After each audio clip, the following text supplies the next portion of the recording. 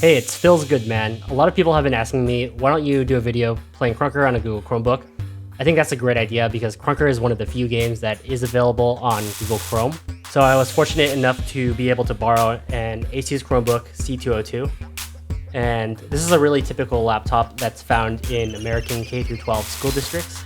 If you were to buy one online, it would probably cost you just only $200. So it is very underpowered, and it's very representative of what maybe some of you guys might be playing on. So we're gonna do our best to try to optimize the best settings for this Chromebook, and we're gonna have a little fun trying to learn how to play on Chromebook. And I've never tried it before, and let's see how it goes. So assuming you have a mouse, you can plug it into a USB Type A connector. All right, so I'm gonna tune the graphics a little even further.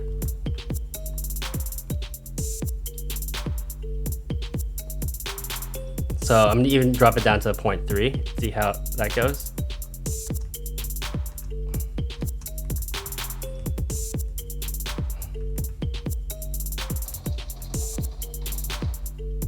Still got a major frame rate drop. When guest 3 was starting to fight us. Let's get rid of particles as well. Those are the environmental effects. The mouse input does feel a little bit strange right now. So we'll see if we can fix that later. So actually it looks like that it's not possible to disable mouse acceleration on Chrome. So instead, I'm going to increase the mouse speed. Also, you should get better performance if you are plugged into a power outlet.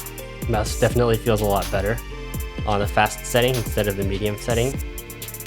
In-game sensitivity values have remained the same.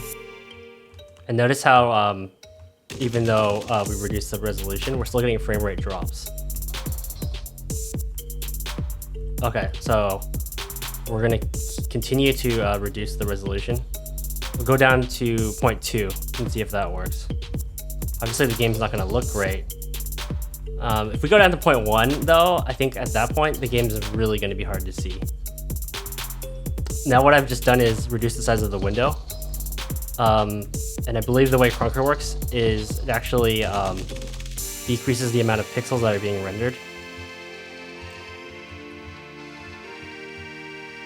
And that seemed to have an improvement in terms of the responsiveness. I said I wasn't going to do this, but I am going to try to go down to the minimum resolution setting.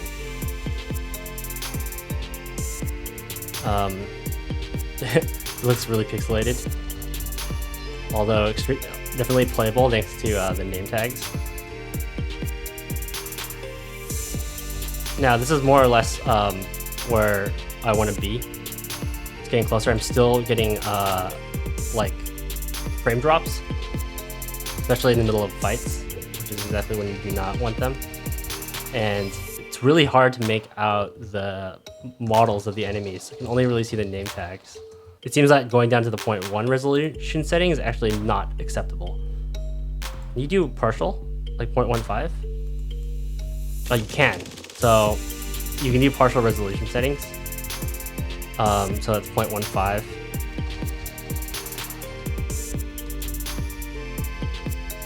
Let's turn it up a little bit more, 2.17. This is really cool that you could do partial resolution settings. So now we have a quite playable version of Krunker. I know it doesn't look good, but then again, you know, people play a lot of games on their phones. I still have full mouse and keyboard control, so it's still like a pretty smooth experience and pretty amazing because of how underpowered this processor is. So, you know, not too bad, 14 and 7. So I'm gonna play Hunter now.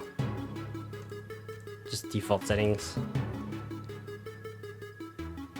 Seems like there's a little bit of lag when the game first starts to load up. Let's see how well we can do.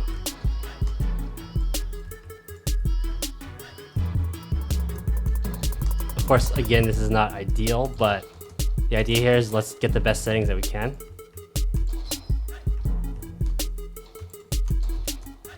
Where'd he go? Oh.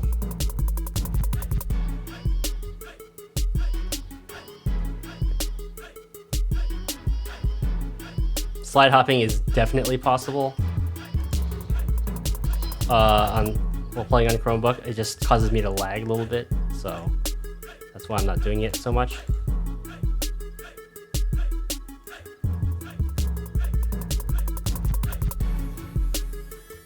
Yep, see? It starts to lag right there.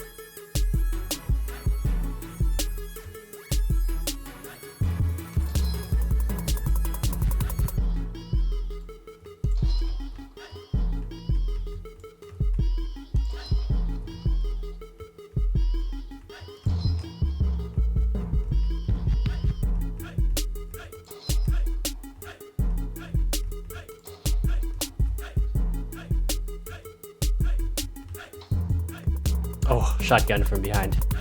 He looked away at the wrong time. Damn, guest 3 is killing it. I wonder if he's on a Chromebook too. Quick scope right there. Oh.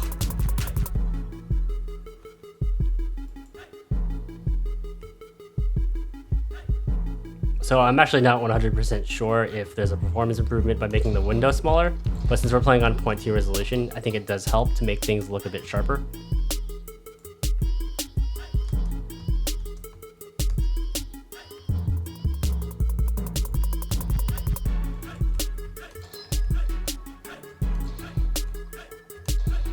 Oh, we didn't kill him in one hit.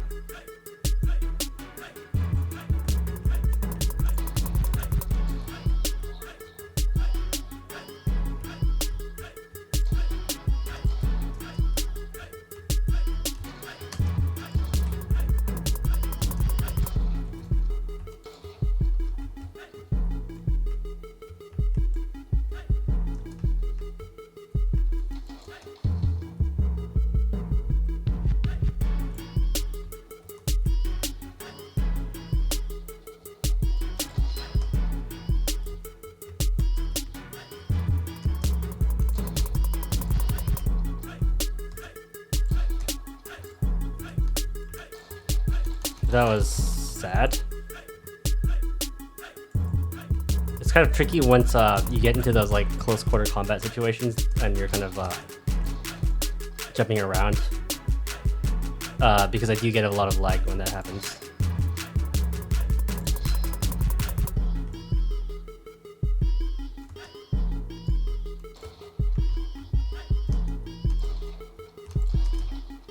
Mouse control, we're getting more used to playing with the Chrome mouse acceleration.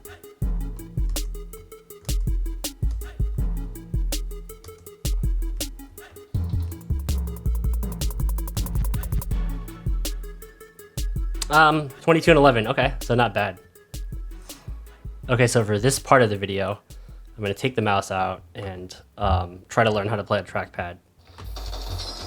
So the first thing that I noticed is that this Chromebook has no right click, or at least I can't figure it out. So clicking the trackpad causes a click. And it's pretty funny too, because now I really feel like a guest.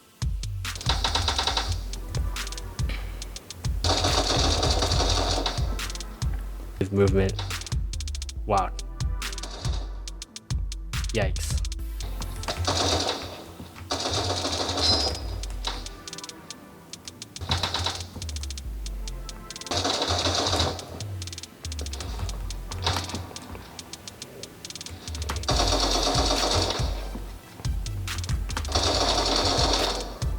Alright, so I give up.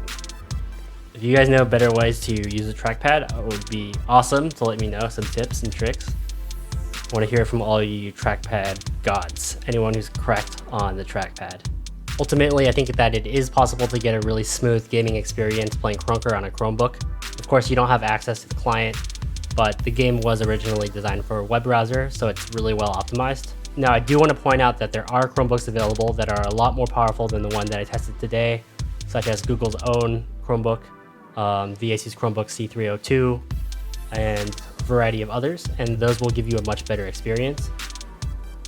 But going back to the one that we tested, playing on a $200 device, the game can definitely be made to be playable. Of course, there's going to be sacrifices in the graphics quality, but to be completely honest, I did feel like I was at a pretty significant disadvantage. One, not having really stable frame rates, and two, not being able to disable the mouse acceleration. And originally I did want to make the video about, here's some tips and tricks on how to play with a trackpad, but it turns out that I am just completely trash at playing with the trackpad. So again, if if you're a trackpad god, like, let me know. So I hope you guys enjoyed this video, and if you do, please like and subscribe. Thank you. Before I go, quick update on the giveaway.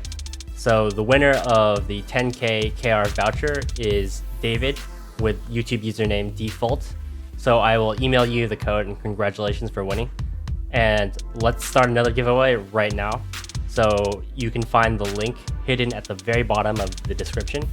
And this is going to be a secret contest. So only people who have watched this far into the video will know about it. And to make it even more secret, there's a secret code entered in text somewhere in the video. And if you find it, please don't share it with others, just keep it to yourselves. And this way, there's going to be less entrants in the contest and greater chance for you guys to win. And we're giving away another 10K KR voucher.